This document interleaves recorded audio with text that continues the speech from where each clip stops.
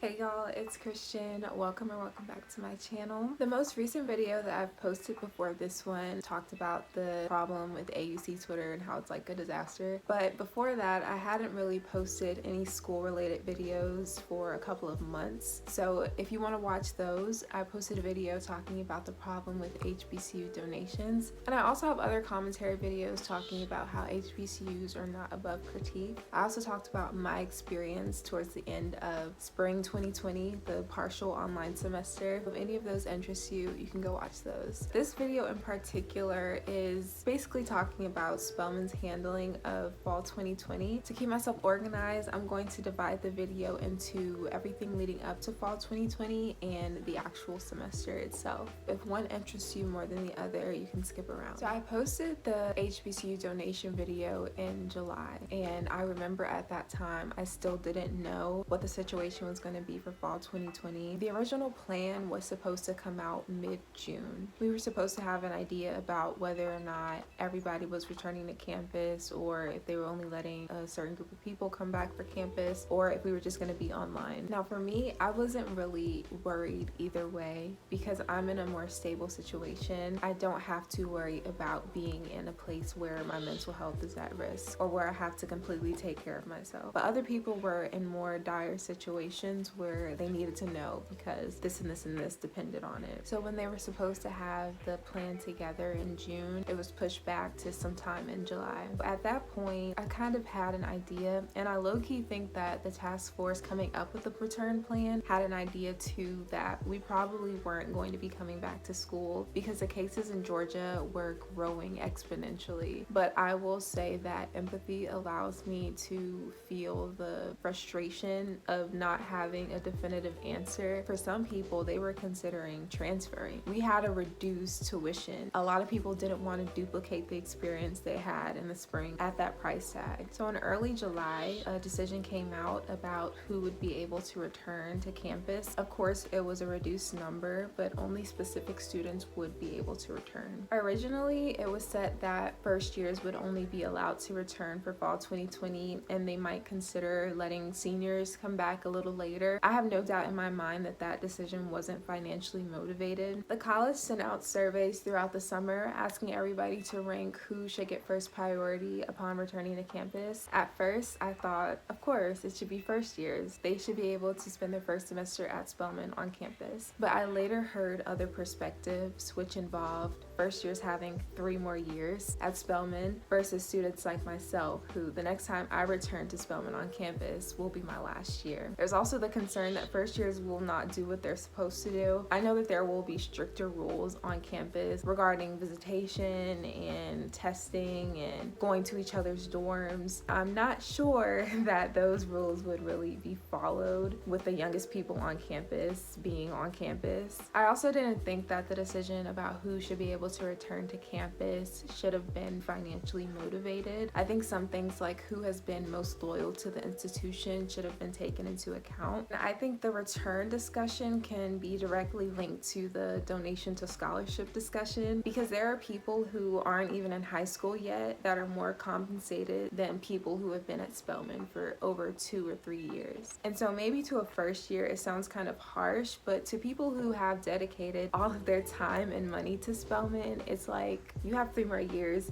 We have a couple of months basically. Hopefully after this next semester and next year the situation will be better, and even then you'll still have an abundance of time at the school that we all love. But of course, as the situation worsened in Georgia, the original plan had to be replaced with a fully virtual online semester. Now the timing of that wasn't great either because I think we were about 3 weeks out from the first day of classes. 3 weeks isn't a lot of time to make big plans like, am I going to move to another city? Can I survive another semester being at home? Will I be able to get this paperwork in so that I can get an apartment? It wasn't ideal for anyone, and I don't think it was the task force's fault either. Like, they really can't control the cases going up or down, but I think we all can say that logistically the safest option would be that everybody stays home. period. The ideal return plan doesn't solely take into account money. It doesn't solely take into account enrollment. It's just about the well-being of all students. And I think some people have to be honest with themselves about whether or not they could stay home. Some people were more concerned about returning to college because they would be bored at home or because their parents would annoy them now and then. Sacrifices were being made all around, not just by the school, but by the students and professors and everybody involved. I think the best thing Spelman could have done before this semester started was giving every enrolled student a $3,000 scholarship. I think the only exception was that the student couldn't already have a full institutional scholarship. For a lot of students, it's literally in those small thousands or hundreds that makes a difference about whether or not their bill is cleared. So I think that helped a lot of people. So we're now in the second part of the video where the semester has officially began, and we're gonna see professors show up and show out, and not in a good way. We're gonna see a reluctance to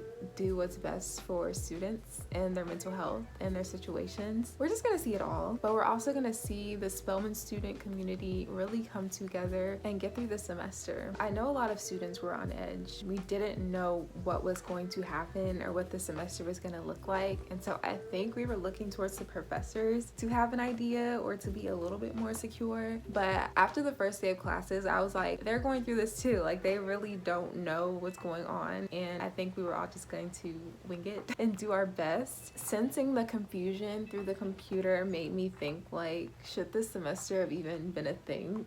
Should we have all just taken a time out and then tried again in January? We were already here and there wasn't really anything that we could do to change it. All professors weren't the same. Like, some syllabi reflected the situation that we're not on campus, this will not be how it's always been, and it was adjusted to being online. Other professors tried their darndest to make it seem like we were on campus and things were normal, especially in labs. And I can understand us needing to imagine if things were real, but at the same time, I can't make photosynthesis occur in my kitchen. Some of the expectations were a little unrealistic, and some of the efforts to combat cheating were really impeding progress. Professors were going out of their way to make sure students weren't cheating, and I can understand that. I know it's hard to get a gauge of if students are learning if we're at a distance and you can't like monitor everything that they're doing when they're taking assessments. For me personally, my professors weren't really hands-on. The assessments just had to be taken within a certain time period, and there were certain features that discouraged the use of outside sources. So I can't really relate to what other people may have been going through, but I know that some of their experiences dipped into ableism. So I really hope that more professors get some training on what are appropriate and non-invasive ways to ensure that everybody is submitting their honest and best work. I was concerned about what would be the attendance policy for this semester as well. I was all for asynchronous optional attendance because Zoom fatigue is real, especially if you have to log on multiple times a day. Some classes are longer than others, some classes meet more frequently than others, and some professors are just more decent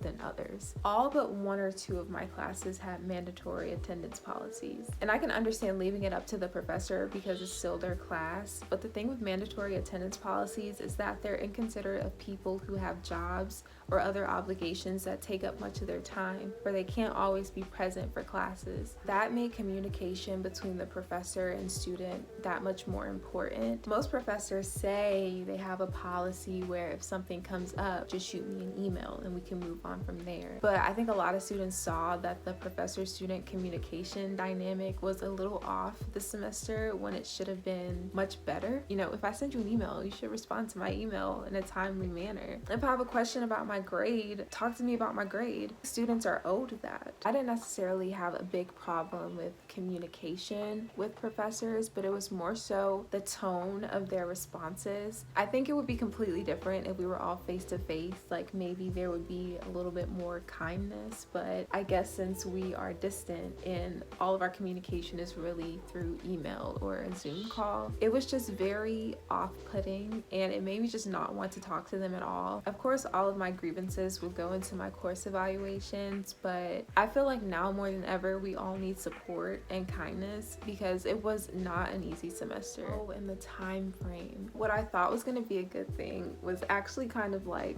I don't know. The semester started started towards the end of August and it ended at Thanksgiving break. So that meant that everything we would learn in like a 4 to 5 month time period was squished into 3 weeks. The amount of work I had a week was crazy. I did not have that much work under normal circumstances. I really can't think of what an alternative could have been at the moment, but I know that giving students like 3 to 5 time-consuming assignments a week wasn't the solution. School isn't the only thing that we had going on in life. Like, I know that we were all supposed to be home and whatnot, but I need time to recover from what the previous week or day in this case has put me through. But it was just always something every time I turned around. And even having good time management skills wasn't a consolation. Like, it really didn't fix the fact that I'm spending an obscene amount of hours completing this work. So after a few weeks passed and we realized that this is another semester that's not it, more people were concerned about what the grading policy would be for the semester. Initially, there was no plan for pass-fail, but as more people were speaking out about the troubles that they were having, more surveys came out about what the preference would be about having pass-fail and what the guidelines would be. I don't know if it's just me, but I thought that it would be a no-brainer. Like, I thought that, okay, this is another situation that we did not sign up for. Of course, if this helps students, then that's what we're gonna do. I got the sense that Spelman was kind of dragging their feet a little bit with this decision because it didn't come out until, I'm gonna go back and see when we got the email that we will be getting pass-fail. I went back and found that the pass-fail policy form was shared in early November, so the decision was probably finalized in October. I'm gonna give them the benefit of the doubt and say that they probably had an idea that pass-fail was probably going to be requested for fall 2020, but I also think that there was probably a delay in letting people know that pass-fail was gonna be a thing in order to get people to work for their grades. I just don't like the assumption that if the students are given pass-fail, they're not gonna work as hard, because I think we were all trying our best anyway. It may not seem like it to some people, but showing up to class is sometimes the best thing that a person can do. I remember clearly the days where it took everything in me to log on to Zoom, but I still cared. Either way, I was experiencing a struggle if I knew I had the option of pass-fail or not. I'm not saying that that was the assumption, but I know from people regurgitating that same thought process that somebody was thinking it. And I forgot to mention there were no breaks. In the 3-month time period, we went all the way through. We only had weekends, but let's be honest, everybody was doing work on the weekends. We didn't have Labor Day.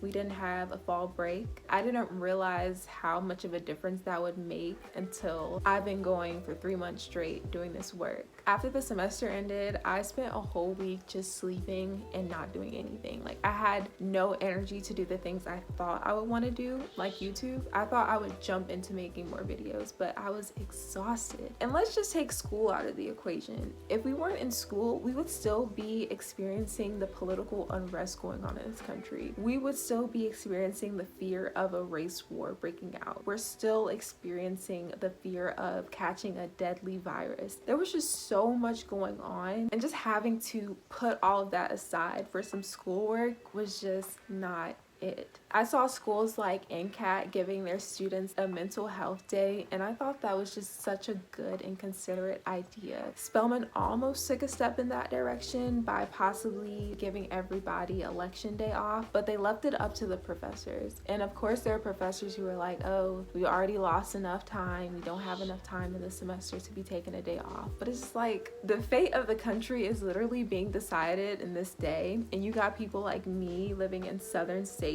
like Georgia. There's no telling what some crazy people will do. I'm not concerned about this class. So with everything that I just mentioned, there were some professors who got it. I don't want to discount the work and the compassion of professors who just put everything aside and realize that we're all going through this together and I shouldn't be more of a burden on these people's lives. I have professors who just allowed people to air out their frustrations with the semester. I had one particular professor who made accommodation upon accommodation because she saw that we were just struggling. It was hard. It was so hard, and it was really refreshing to have somebody who would listen and moved accordingly. So I hope that the professors who were giving people a hard time just looks at their peers and makes changes, because I can guarantee that students have not felt more motivated to do course evaluations than they have after this semester. But I could at least rely on my Spelman sisters to understand, and there were some who even advocated for everybody and spoke on the behalf of the people who were struggling. You know, that's not an easy task to do, but I think what we all realized was the worst thing these people could say is no, and then we could just go on to the next avenue. It's so crazy that I felt the sisterhood even more now that we're all at home. It made me really miss being in community with everybody on campus. It made me realize that I wasted a lot of days and nights keeping to myself, or maybe being too shy and reserved. I've made multiple promises to myself that it'll be different. If God allows me to be back on campus, it will so be different, and I will make the most of it. Now that I think I've covered everything, the overall handling of fall 2020 by Spelman was okay, but I think that since we got through this semester, there are some changes that can be made based on the feedback that I hope students will give for the upcoming semester. One thing that I can name right now out loud is allowing students to determine if they want pass-fail until after they get their final grades. I think the college has a little bit too much faith in professors to inform students about what their final grade is in a class. Students were making big decisions about whether or not they wanted their grade counted without having grades from the beginning of the semester. What would do the college really good is listening to students when they say that these professors aren't on it as much as you think they are. This semester was the first semester that I used pass-fail, and I was kind of okay with it. After everything I talked about in this video, this was the first semester that I did not cry over Spelman, and that's weird. I think it's just customary to find something to cry about over Spelman. I just didn't allow myself to do that because I knew that at the end of the day, whether I had a pass or an average that I'm not used to getting on my transcript, I know I'm intelligent. I know that I'm smart, and these grades aren't necessarily a reflection of my capabilities. And so I hope that more of my Spelman sisters move with that mindset that at the end of the day, you're capable. At the end of the day, we're in the middle of a global panoramic, and we're all fighting for our lives. Of course, I'm hoping that next semester will be better. I hope that everybody who's allowed to return to campus does what they're supposed to do so that we can all return to Spelman's beautiful, beautiful campus. As always, this is not a bashing video for Spelman. It's just a call to do better by students. I don't think that criticism means I'm canceling anybody or anything. I just want better for not just me, but everybody who's going to come after me. But if you made it this far, thank you so much for watching my video. I hope that this gives you some insight on how the semester was handled and what changes could be made in the future. But until my next video, bye!